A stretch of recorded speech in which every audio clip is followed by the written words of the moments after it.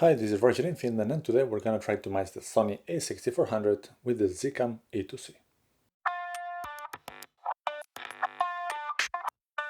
And for the impatient ones, a first short disclaimer, I'll have the longer ones later. I am just a hobbyist, but I wanted to really try whether I can get this done. Second disclaimer is that I don't like using the Z plugin for Davinci Resolve, but I'm going to use the method that Tony they shared in the video that I'm going to be linking down below, which is basically using a color space transform, and in the Zcam case using Slog and Zcam E2c. And as you can see, the images look close enough in my opinion that these two cameras could be matched easily using actually the same method of color space transforms in Davinci Resolve. But now for some more details, the setup that I have here is the Sony a6400 with the Viltrox 23mm f1.4, shooting in Slog3 Zcam E2c. ISO is at 500, 4K, 25p, 150 shutter. The Zcam E2c at the moment is set up at Slog3.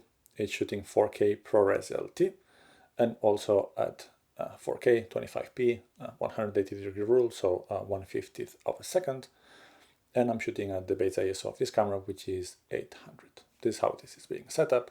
I have just one light source, which is the Godox FL100. And now let's see what we can do. And now we're going to hop to Davinci Resolve and try to follow the method that Tony shared, which is using color space transforms for the Zcam E2c as well, by using Slog and Zcam E2c. And then I'm going to be using color space transform for the a6400, which is how I always color grade it. One more disclaimer, this video is particularly about the a6400 in the Zcam E2c, and actually it's about my a6400 and my Zcam E2c with this setup and these lenses. So I definitely am not claiming that this is the method to use for professionals trying to match any other Sony camera with any other Zcam camera. So please take this video for what it is, but it still could be interesting for some people. All right, now we're in Davinci Resolve 17, and let me show you my project settings, which are set at Davinci YRGB, Color Manage, and SDR Rec 709. And what I have here is a very simple timeline with side-by-side shots from the Zcam E2c and the a6400, both of me as a talking head, and we're gonna see the skin tones in the background, and then a shot of the X-Rite color checker to see the color accuracy in case we need to fine-tune a little bit more the color matching. But if we go to the color page, now what I will do is go at the beginning of the clip, which I seem to have a bit more decent type of face.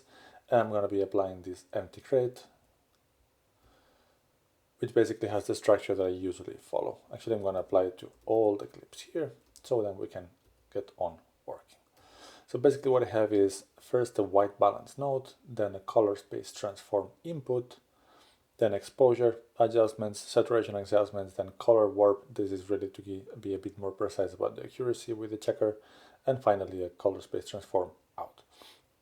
So I'm going to get started from the a6400. So let's see the white balance. How did we do? The camera did okay, so this didn't do much, but anyway. First one, a color space transform, and as I was mentioning before, I was shooting this time around with Slog3 Zcam E2c. So let's set this up here, and as usually with the workflow that I've been following nowadays, I'm going from wherever my camera is doing to RLOC, and then the last node basically going out from RLXA and RLOC to the Rec 709 outside. Then what I usually do first is adjust the exposure, and because now I'm in the RLOC space, this is usually very easy, and I do very little adjustments for this type of videos, and I do like color grading, but I don't want to have a huge turnaround. So there we go. Adjusting the offset so that my skin tones are somewhere there, which is where I want them to be. I'm gonna decrash some of the blacks a little bit so that nothing is crashing, because I like it that way, and that's just a matter of preference, and maybe add a bit of contrast. That's pretty much it. Then saturation, I usually bump it up a bit, and so the color boost. And usually when I'm dealing with Sony and Slog2, especially Slog3, I use it less often, but let's see how it is. I'm happy enough with this. And actually I am happy enough with this. This is not color graded, but just color corrected, but this is an image that I'm happy with that I could be just publishing. Now let's see how easy it is for me to get the E2c somewhat matching. So let me hide this and this so you can see the progress here, but let's do the same. First we're going to touch the white balance, and again the camera did a good job at it. I did set it manually with the X-Rite color checker, but anyway, this is the next check. Now for the first color space transform, and here following the suggestions and guidance from Tony this video, I said we're gonna also go from Zcam E2c and Slog3 to a6400, and then going out from a6400 and a6400. And I know that Zlog is not Slog3 and Zcam E2c Cine, but Zlog is not supported by the color management from Davinci Resolve. And as I mentioned a couple of times in other videos, I'm not a fan. I don't like to use the plugin, and this is usually getting us close enough. Now let's see how close can we get. Here, because I have the images side by side, so do I have the waveforms. So we're going to do something similar than before. I'm going to adjust the exposure so that my skin tones are more or less in the same place in both images, as we can see here in the waveform. I'll do the same than earlier as well. I'm going to crash the blacks and maybe add a bit of contrast, but that's about it. Then the saturation, it looks to me that this is already saturated enough. Let's take a look at full screen, or they are comparable. But now there has been here a bit of a color shift. So if I take a look now at this node, here this is no longer so well white balanced. And this difference in white balance is apparent that the E2c with this transformation, that it's not perfect, of course it isn't, things tend a little bit more towards the green side. Let's see if we could just fix it by white balancing at this point after the exposure saturation and the initial color transform, and let's see how would that go. And actually we already got closer, as you can see. And now I would definitely be happy enough with these two images as they are, especially if you're what I do, which is just these YouTube videos. If you're a serious filmmaker, probably you're not using the a6400 anyway, and you're not using this workflow. So there you go. This is for people like me. Now, what I'm going to do is take snapshots of this, basically. Let's take one still from the a6400 crate, and I'm going to call it a6400 because the thumbnail has both images, of course. And now let's take a snapshot from the E2c. And now let's take a look at how accurate the colors are by looking at the color checker and applying these same grades. So now I'm going to apply these grades that we just created with my face into the X-Rite color checker shots. So this is the a6400 shot. Let's get here the grade, and this is the E2c shot, and this is the grade. You can see that the exposure is kind of screwed up, so let me basically fix a bit the exposure from the a6400 shot. Let me do this, and I'll explain in a moment why I'm doing this. I'm going to be applying this grade later to my face, and the exposure was fine with this node, but it will not be fine if we would have that node there. So now the two images are a bit more comparable. This doesn't matter so much, I'm just doing it so that they have similar levels of exposure, which is going to be helpful when showing here in the vector scope.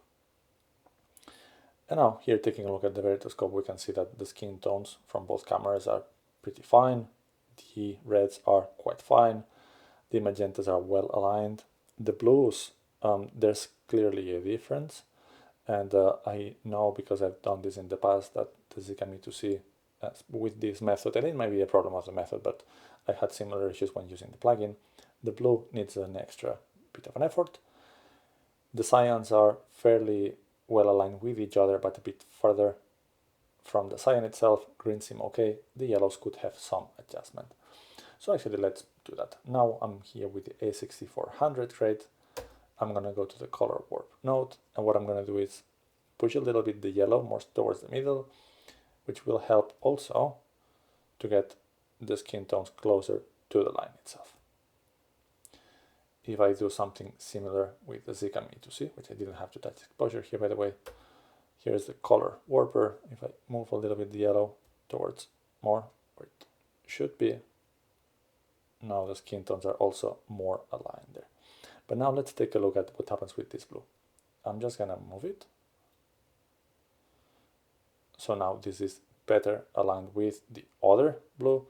The magenta shifted a bit, but not too much, it's still well aligned. The cyan did, so let's give it a bit of separation so that it's aligned with the a6400 one. And the greens are also a bit different, so let's try to get them both aligned. Now, to me, skin tones are there.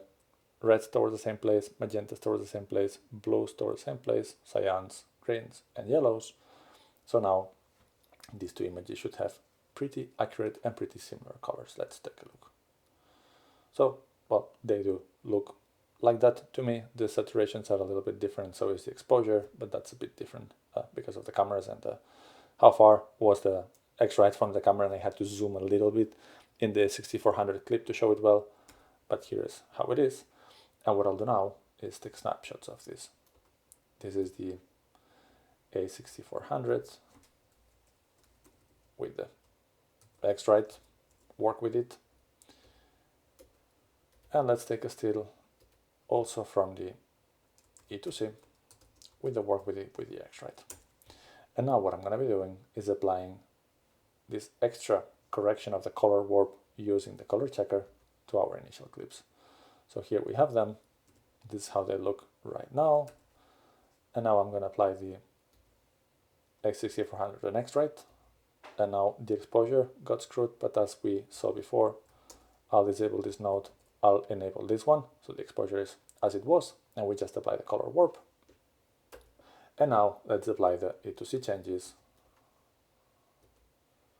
And the difference is that in this color correction, the now color warper was applied and changed. And this is how they look. And now that we have these grades here, and I save them as stills, I'm going to go into a timeline that I have a tiny sequence of going from the a6400 to the E2c to the a6400, and let's apply these grades. So a6400, let's apply the grade, and to have the proper exposure, let's enable and disable these nodes correctly. The E2c, which was fine and okay, and here same thing than the first clip. Let's apply this one, disable, re-enable. There are faster ways to do this, but this will be good enough. And now let's take a look at the whole clip. And as you can see, the images look close enough, in my opinion, that these two cameras could be matched easily using actually the same method of color space transforms in Davinci Resolve. So I'm definitely happy enough with this. The last step with the precise color warping and using the color checker shots, it was not very necessary, specifically in this shot, because basically there is my face, which sits again between the yellow and the red because that's skin tones, and everything else is pretty much desaturated. But if we would have a lot of blues, then it would make a big difference having the blues well aligned. So do I think that can we match the 6400 and the E2c easily?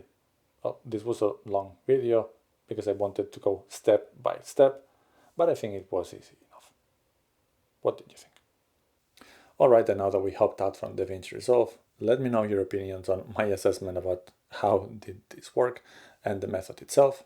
Hopefully you find this video interesting, and if you did, please like and subscribe, and we're gonna see you soon for some more content.